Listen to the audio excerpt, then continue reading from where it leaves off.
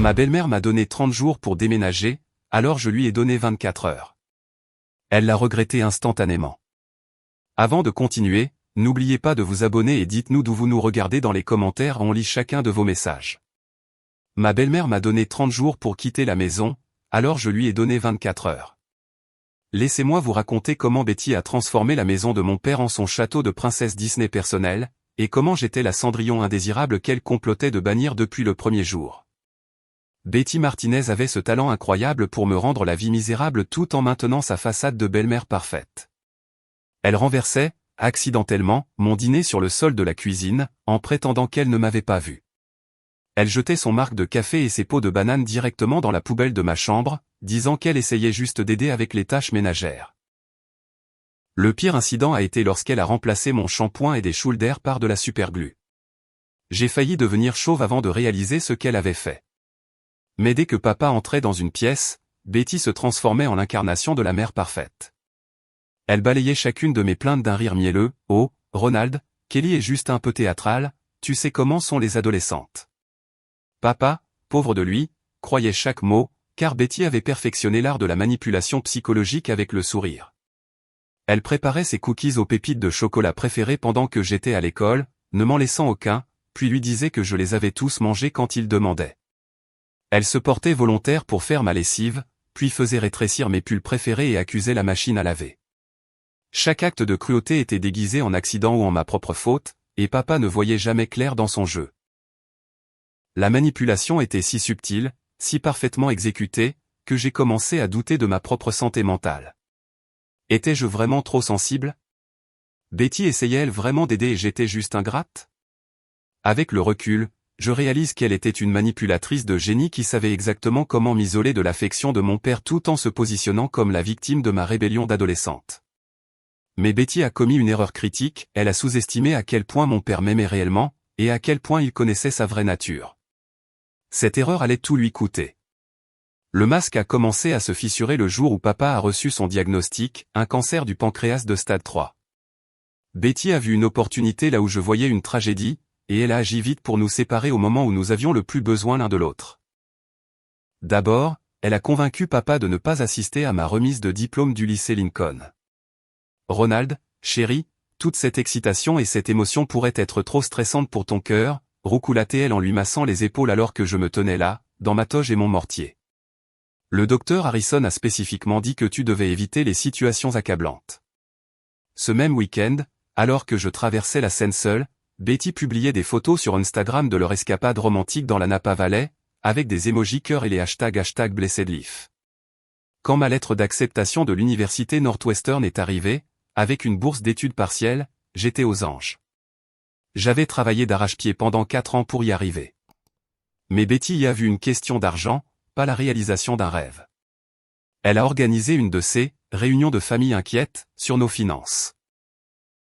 Ronald, mon cœur, j'ai examiné notre budget, et avec ces factures médicales qui s'accumulent, je ne vois tout simplement pas comment nous pouvons nous permettre les frais de scolarité de Kelly, dit-elle, étalant les relevés bancaires sur la table de la cuisine comme un procureur présentant ses preuves. Peut-être qu'elle devrait envisager un collège communautaire pour les 2 premières années. C'est la chose responsable à faire. Papa avait l'air épuisé et vaincu, hochant la tête pendant que Betty peignait ce tableau de ruine financière. Ce qu'elle n'a pas mentionné, c'étaient les 2 nouveaux sacs à main Coach, à $800 chacun, qui se trouvaient dans son placard et qu'elle avait achetés la même semaine. Ou les rendez-vous hebdomadaires au spa qu'elle avait programmés pour la gestion du stress. Apparemment, mon éducation était un luxe que nous ne pouvions pas nous permettre, mais sa thérapie de luxe était essentielle. J'ai vu mes rêves s'effondrer pendant que Betty jouait le rôle de la belle-mère pragmatique et attentionnée qui ne pensait qu'aux meilleurs intérêts de notre famille. La femme qui n'avait pas travaillé un seul jour depuis son mariage avec mon père était soudainement notre conseillère financière, et papa était trop malade et fatigué pour voir à travers ses mensonges. Mais la vraie cruauté était encore à venir, et elle ferait passer tout le reste pour un jeu d'enfant. La vraie cruauté est arrivée quand papa est entré au centre de soins palliatifs Sunset Manor. Betty s'est auto-proclamée sa soignante principale et sa référente médicale, ce qui lui a donné un pouvoir terrifiant sur ses derniers jours, et sur mon accès à lui. Kelly, ma chérie, ton père a besoin de se reposer, disait Betty, bloquant l'entrée de la chambre de papa comme un videur dans un club select. Le docteur Peterson dit que trop de visiteurs peut être accablant pour les patients en phase terminale. Je pense que 15 minutes tous les 2 jours, c'est amplement suffisant, tu ne crois pas? Pendant ce temps, elle passait des après-midi entiers installée dans sa chambre, amenant parfois ses amis du club de lecture pour discuter bruyamment dans le couloir de leur dernier roman d'amour. Lors de mes brèves visites supervisées, je trouvais papa à peine conscient, mais essayant toujours de me serrer la main. Betty rôdait à proximité, consultant son Apple Watch et tapant du pied avec impatience. Le temps est écoulé, ma chérie. Il doit garder son énergie pour la kinésithérapie. De la kinésithérapie pour un homme qui pouvait à peine lever la tête. Les mensonges devenaient de plus en plus évidents, mais le personnel la croyait car elle était désignée comme sa mandataire médicale. Le pire a été de la surprendre dans la chambre de papa avec une pile de documents juridiques étalés sur sa table de chevet. Elle se penchait sur son lit, guidant sa main tremblante pour qu'il signe papier après papier pendant qu'il dérivait entre conscience et inconscience. Quand j'ai demandé ce qu'elle lui faisait signer, le sourire parfait de Betty n'a jamais vacillé. Oh, ma chérie, ce ne sont que des choses ennuyeuses d'adultes, comme des directives médicales et des formulaires d'assurance, dit-elle en rangeant rapidement les papiers dans son sac fourre-tout de marque. Tu es trop jeune pour comprendre des responsabilités comme la planification successorale et la gestion immobilière. Ce sont des conversations d'adultes. J'ai essayé de passer la nuit une fois, dormant dans le fauteuil inconfortable des visiteurs juste pour être près de papa. À 2 heures du matin, Betty a fait irruption avec 2 agents de sécurité, prétendant que je dérangeais les autres patients en faisant du bruit. J'étais assise en silence, tenant la main de papa pendant qu'il dormait, mais Betty était convaincante, et j'ai été raccompagnée à la porte comme une faiseuse de trouble. Elle me coupait systématiquement de mon père mourant, et je ne pouvais rien y faire. Du moins, c'est ce que je pensais. Le matin après les funérailles de papa, alors que je portais encore ma robe noire de la cérémonie et que je n'avais même pas fini mon café, Betty est entrée d'un pas triomphant dans la cuisine, comme si elle venait de gagner au loto. Elle faisait teinter les clés de la maison comme un geôlier, et sa performance de deuil de la veille s'était complètement évaporée. Kelly, ma puce, nous devons avoir une petite conversation sur ta situation de logement, annonça-t-elle, s'installant dans le fauteuil préféré de papa à la table du petit déjeuner. La table en chêne antique de ma mère, qui était dans notre famille depuis 3 générations. Cette maison m'appartient maintenant, et honnêtement, je pense qu'il est temps que tu déploies tes ailes et que tu trouves ton propre endroit. Elle a fait glisser un avis d'expulsion formel sur la table, déjà rempli de son écriture cursive parfaite et datée du lendemain des funérailles. Elle avait préparé ça avant même que papa ne soit en terre. Je te donne 30 jours, ce qui est plus généreux que je ne suis tenu de l'être, continua Betty, examinant ses ongles manucurés comme si nous discutions de la météo. Et franchement, ma chère, tu es le rappel d'un passé que je préférerais laisser derrière moi. Ronald et moi avions notre propre vie ensemble, et il est temps pour moi d'avancer sans complications. Ce qui m'a brisé le cœur, ce n'était pas l'avis d'expulsion. C'était de la voir assise là, dans la cuisine de ma mère, portant le collier de perles et les boucles d'oreilles en rubis de ma mère, et m'appelant un « rappel du passé ». Cette femme avait passé 3 ans à m'effacer systématiquement de la vie de mon père, et maintenant elle m'effaçait littéralement de la maison de mon enfance. J'ai fixé Betty Martinez, cette femme qui avait joué la belle-mère aimante tout en empoisonnant chaque relation que j'avais, et quelque chose de froid et de calculateur s'est installé en moi. Elle voulait une compétition pour savoir qui avait sa place dans cette maison. Très bien. Je n'allais pas seulement participer, j'allais la démolir. Je lui ai rendu un sourire mielleux et j'ai dit, c'est ce qu'on va voir. La confiance dans ses yeux a vacillé un bref instant, et j'ai su qu'elle se demandait ce que je voulais dire. Elle aurait dû s'inquiéter. Elle aurait dû être terrifiée. Parce que j'étais sur le point de détruire son monde entier en moins de 24 heures. J'ai passé les 24 heures suivantes à fouiller stratégiquement dans chaque document que papa m'avait jamais donné. Et c'est là que je me suis souvenu de l'enveloppe Kraft qu'il m'avait remise 2 ans plus tôt, celle marquée « Kelly », à n'ouvrir qu'en cas d'absolue nécessité, de son écriture soignée en lettres capitales. J'avais rangé cette enveloppe dans ma boîte à souvenirs et, honnêtement, je l'avais oubliée. Papa avait agi bizarrement ce jour-là, plus sérieux que d'habitude, et il m'avait fait promettre de la garder en lieu sûr, mais de ne pas l'ouvrir à moins que quelque chose de terrible n'arrive. À 17 ans, je pensais qu'il était trop dramatique. Maintenant, je réalisais qu'il se préparait à la guerre. Les mains tremblantes, j'ai ouvert l'enveloppe et j'y ai trouvé 3 documents qui allaient changer ma vie, ainsi qu'une lettre de l'écriture de papa qui m'a glacé le sang. Kelly, si tu lis ceci, cela signifie que Betty a montré son vrai visage et que je ne suis plus là pour te protéger. J'ai observé son comportement depuis 1 an et je sais exactement quel genre de personne elle est. J'ai vu comment elle te traite quand elle pense que je ne regarde pas, et j'ai tout consigné. Ces papiers te donneront le pouvoir de te défendre. Utilise-les à bon escient. Je t'aime plus que la vie elle-même. Papa.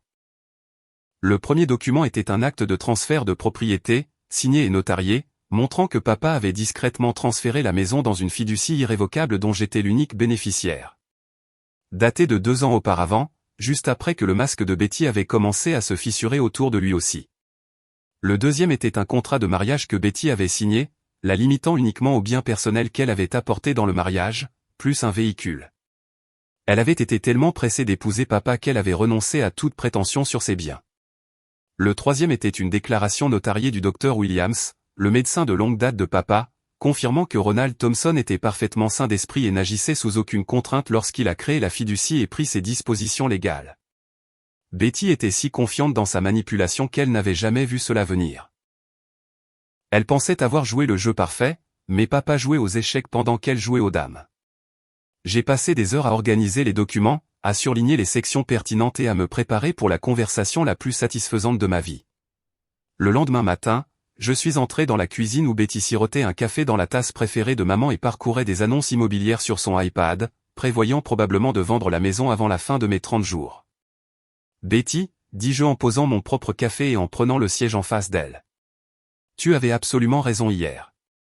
Quelqu'un doit définitivement déménager de cette maison. Elle a levé les yeux avec ce sourire suffisant, pensant que j'allais supplier pour avoir plus de temps ou négocier un accord pathétique.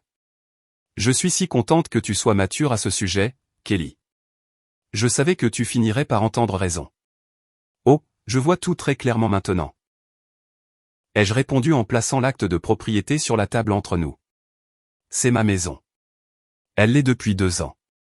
L'expression de Betty est passée de la suffisance à la confusion, puis à l'horreur absolue alors qu'elle s'emparait du papier et le lisait frénétiquement. Ses mains tremblaient tandis qu'elle assimilait le langage juridique, son visage se vidant de sa couleur comme si on l'avait débranché. Ça ne peut pas être vrai, murmura-t-elle, lisant le même paragraphe encore et encore. J'étais sa femme. J'ai des droits. C'est impossible. Tu as des droits, ai-je convenu, en faisant glisser le contrat de mariage sur la table, avec les sections pertinentes surlignées en jaune vif. Tu as le droit aux biens personnels que tu as apportés dans le mariage, plus cet Honda Accord que papa t'a acheté à Noël dernier. C'est tout. La tasse de café de Betty s'est écrasée sur le sol alors qu'elle attrapait le contrat de mariage à 2 mains, parcourant le document qu'elle avait signé si négligemment 3 ans plus tôt. La terminologie juridique était claire et brutale, elle n'avait droit à rien de la succession de papa, sauf ce qu'elle avait spécifiquement apporté au mariage. Espèce de petite. Sifflatait-elle, son masque de belle-mère parfaite finalement est complètement brisé. Tu as planifié ça depuis le début, n'est-ce pas? Jouant la belle-fille innocente tout en complotant dans mon dos. J'ai secoué la tête calmement. Je n'ai rien planifié, Betty. C'est papa qui a tout planifié.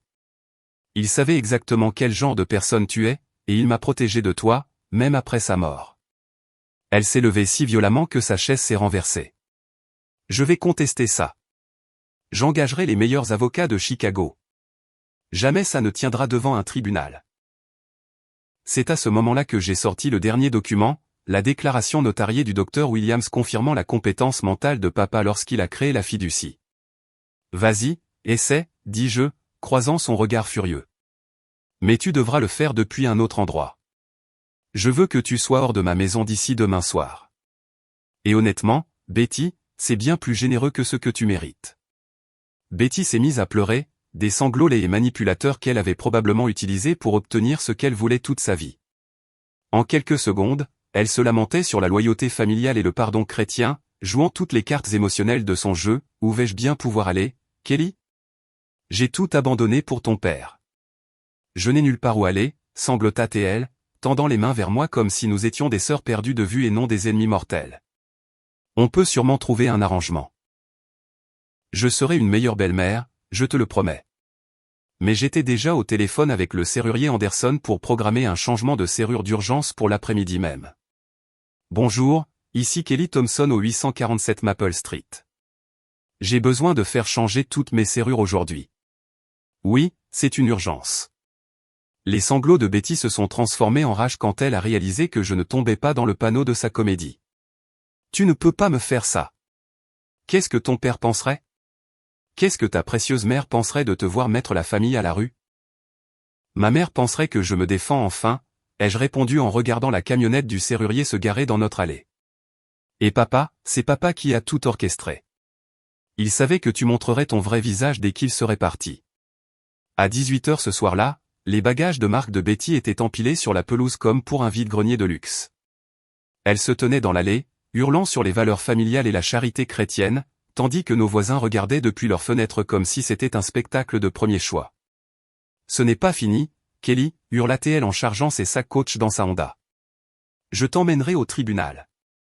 Je révélerai à quel point tu es une petite sorcière manipulatrice. Tout le monde saura la vérité. La vérité, ai-je lancé depuis le porche d'entrée. La vérité, c'est que tu as épousé un homme mourant pour son argent, que tu as torturé sa fille pendant 3 ans et que tu pensais être assez intelligente pour t'en tirer. Alors, ça a bien marché pour toi, n'est-ce pas? Elle a hurlé des jurons qui feraient rougir un marin, nous maudissant, moi et la mémoire de papa, avant de démarrer en trombe, laissant derrière elle un nuage de caoutchouc brûlé et d'orgueil blessé.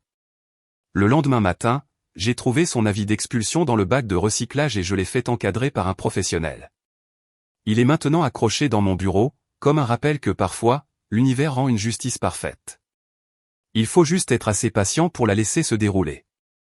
Betty m'avait dit de trouver mon propre endroit. Il s'est avéré que c'était déjà le mien. Merci d'avoir regardé jusqu'au bout. Si cette histoire vous a touché, n'oubliez pas de liker, de vous abonner et de partager. Et surtout, dites-nous ce que vous en pensez en commentaire, on adore vous lire.